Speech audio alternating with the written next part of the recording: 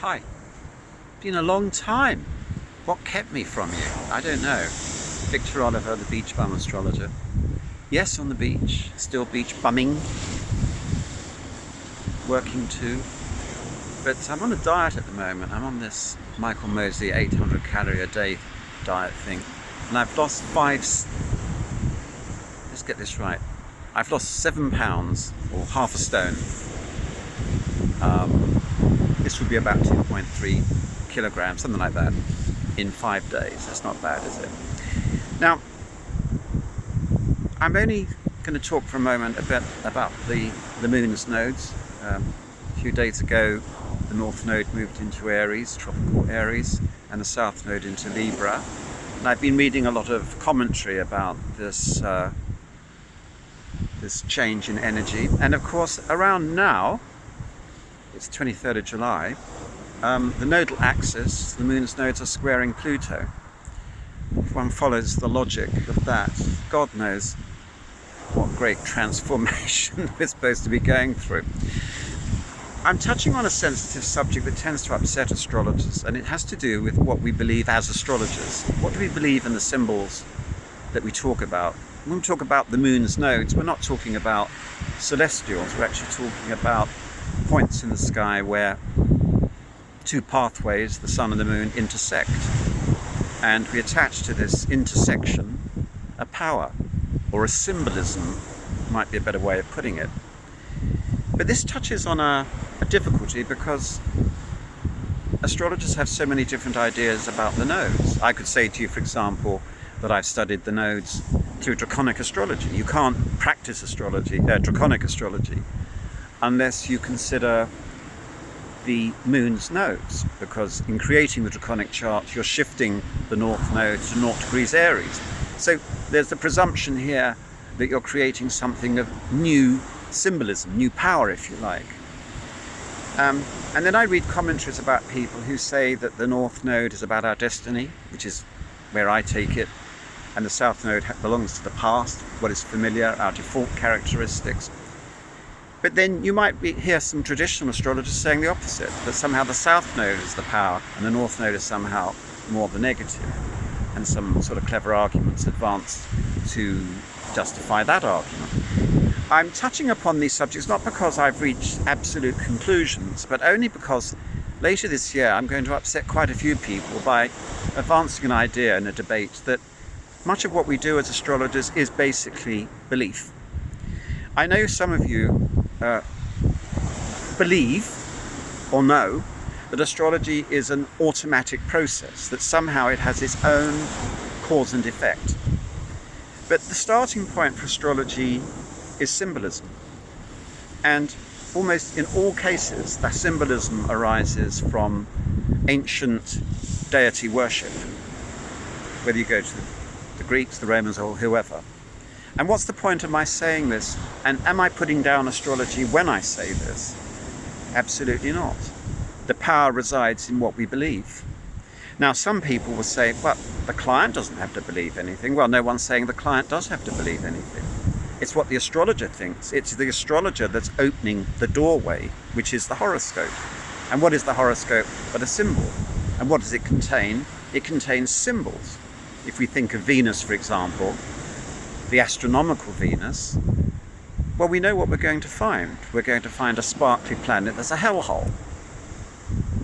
And yet, through ancient deity worship, through the eons, if you like, Venus has acquired a symbolism that associates it, at least in the modern era, with relationships, with value and values and things like that. It's also at the other end of Mars, in the Aries Libra sense. And in some cultures, Venus is associated with war. In usual modern astrology, we don't say that, but it is actually on a spectrum. And it's probably naive to suppose that Venus is just about love and light. Now, why am I saying all this? Because we're working with symbols. And if we're saying that a symbol somehow can be turned into a kind of quasi-science, that somehow we can rationalize the symbol so that we can weigh and measure it, I think that's very naive.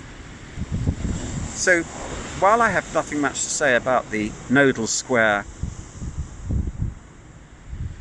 to Pluto, or much to say at the moment about the move of North Node into Aries, South Node into Libra, we know what the general themes are symbolically. We know that these are touching on interpersonal relationships, possibly war. I would say, has the world ever been not in some kind of war?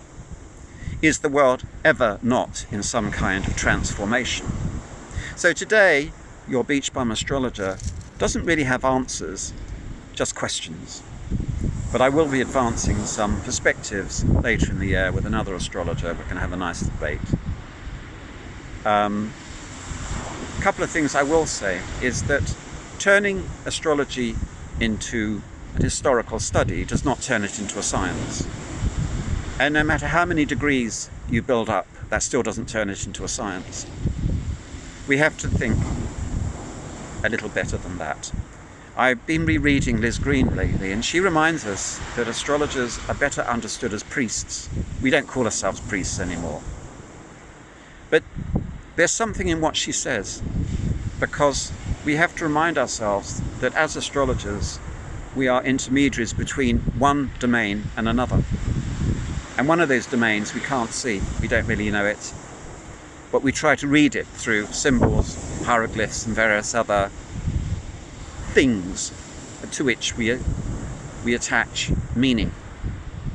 So your beach bum astrologer is contemplating things and growing a little weary of the tendency in some to turn what we do into something that could be comparable with physics, medicine, and other cause and effect disciplines.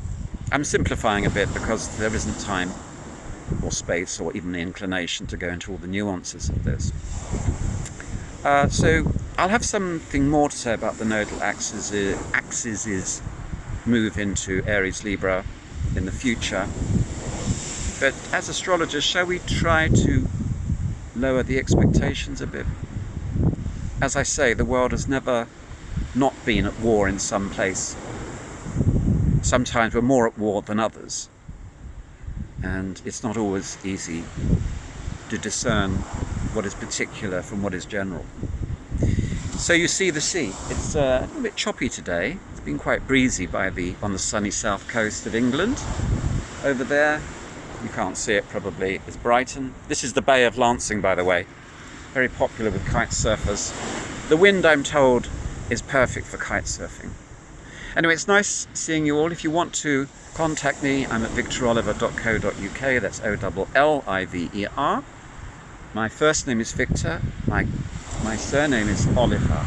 So don't write letters, Dear Oliver, with one L, please. Do me a favour. Or just follow me on social media. I'm on Facebook, I'm on Instagram, I'm on Twitter. I'm losing weight. I'm aiming to lose 2 stone. I want to lose 2 stone. I want to be 11.5 stone by no later than the 1st of October. How's that for an ambition? Nice speaking with you, at least at you, and hoping you're doing very well. Take care. Bye-bye.